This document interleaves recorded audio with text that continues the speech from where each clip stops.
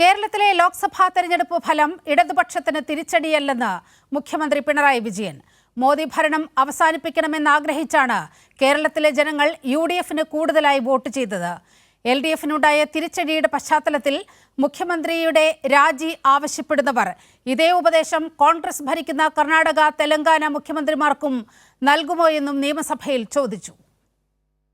കഴിഞ്ഞ ഉടൻ വിജയിയായ ഒരു കോൺഗ്രസ് നേതാവ് പറഞ്ഞത് പരാജയത്തിൻ്റെ ധാർമ്മിക ഉത്തരവാദിത്തം ഏറ്റെടുത്ത് മുഖ്യമന്ത്രി രാജിവെക്കണമെന്നാണ്. ആ ഉപദേശം ഞങ്ങൾക്ക് നൽകുന്നതിന് മുൻപ് നിങ്ങളുടെ ഏറെ സംസ്ഥാനങ്ങളുണ്ടല്ലോ, അവിടങ്ങളിലുള്ളവർക്ക് ആ ഉപദേശം നൽകിക്കൂടായിരുന്നു.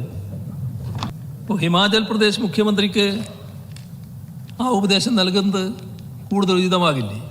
സർ, തെലങ്കാനയിൽ 6 മാസം മുൻപാണ് നിയമസഭാ തെരഞ്ഞെടുപ്പ് നടന്നത്.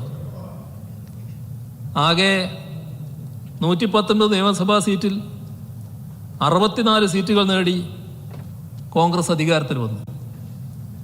ഈ ലോക്സഭാ തെരഞ്ഞെടുപ്പിൽ സഖ്യകക്ഷികളില്ലാതെ തന്നെ ആകെയുള്ള 17 സീറ്റിൽ BJPക്ക് 8 സീറ്റുകൾ ലഭിച്ചു. അവിടെയും ഈ ഉപദേശം നൽകേണ്ടി വരൂ. അപ്പോൾ ഈ സംസ്ഥാനങ്ങളിലൊക്കെ BJPയുമായി കോൺഗ്രസ്സിന് അന്തർധാരയുണ്ട് എന്ന് നിങ്ങൾ കരുതുന്നുണ്ടോ?